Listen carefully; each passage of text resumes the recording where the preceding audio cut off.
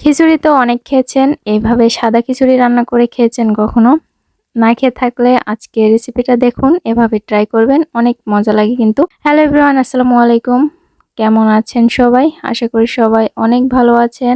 চলে আসলাম নতুন আরেকটা ভিডিও নিয়ে, আর এটা কিন্তু গ্রামের ভিডিও। আমি গ্রামে আসছি, অনেকেই তো জানেন। তো আজকে আমি গ্রামের ভিডিও আপলোড করছি ফার্স্ট ঢাকা থেকে আসার পরে। তো এখানে আমার আম্মু আমার জন্য কিছু আম পাঠিয়েছে, গাছ থেকে পেড়ে একবারে, মানে টাটকা ফ্রেশ পাকা আম। মানে একবারে পুরোপুরি পাকি নাই, কিন্তু অনেকটা পেকে গেছে, এটা 2-1 দিন রেখে দিলেই পেকে যাবে।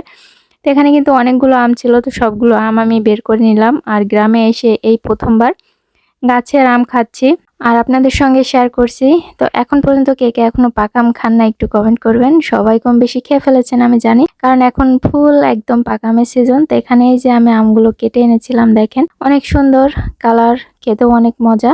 আমি কিন্তু খুব বেশি পাকা আম খেতে পারি না, যার জন্য এভাবেই কেটে এনেছি। এটা একটু শক্ত শক্ত, খেতে কিন্তু ভালো লাগে। আর বেশি নরম হয়ে গেলে ওটা আমার একদমই ভালো লাগে না।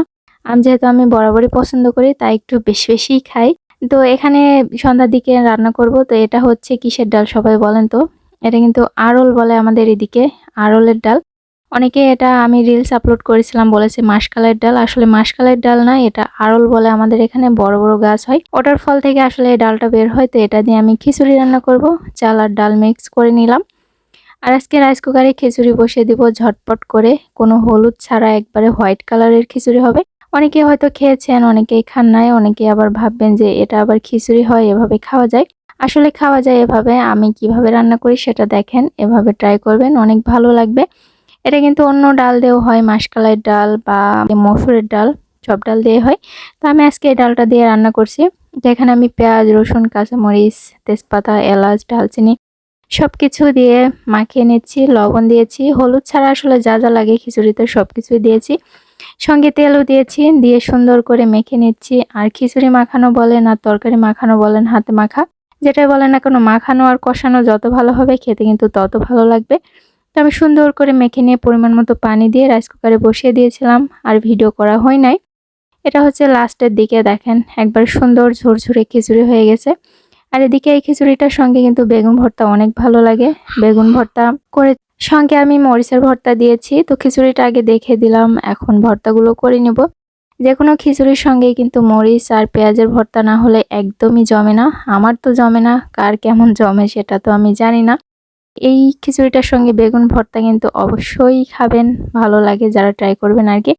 তো সরিষার তেল দিয়ে যে ভর্তাটা মেখে নিচ্ছি, সঙ্গে বেগুনের ভর্তাটাও করে নেব এক এক করে। এটা হচ্ছে রাতের বেলা করেছিলাম আর কি, রাতের খাবার। বেশ ভালো লাগে গরম গরম খিচুড়ি, বেগুন ভর্তা, মরিচের ভর্তা। তো যারা খান না এভাবে ট্রাই করে দেখতে পারেন, অনেক ভালো লাগে কিন্তু এই খিচুড়িটা। আর আমার আজকের গ্রামের ভিডিওটা আপনাদের কাছে কেমন লাগলো? যদিও গ্রামের খুব বেশি কিছু দেখাতে পারলাম না, শুধু সেই বাসার মতো রান্না বাড়াই। তারপর আমার ভিডিওর কোনো অংশ আপনাদের কাছে যদি একটু ভালো লাগে, তাহলে লাইক, কমেন্ট, শেয়ার করে পেজটাকে ফলো করে দিবেন। ইউটিউব চ্যানেল থেকে দেখে থাকলে চ্যানেলটা সাবস্ক্রাইব করে দিবেন। তো এই যে খাওয়া দাওয়া করছি গরম গরম খিচুড়ি, খেতে কিন্তু অনেক মজা হয়েছিল। যারা খান নাই ট্রাই করে দেখবেন, আশা করি ভালো লাগবে। তো আজকের ভিডিওটা এখানেই শেষ করে দিচ্ছি। সবাই ভালো থাকবেন, আল্লাহ হাফেজ।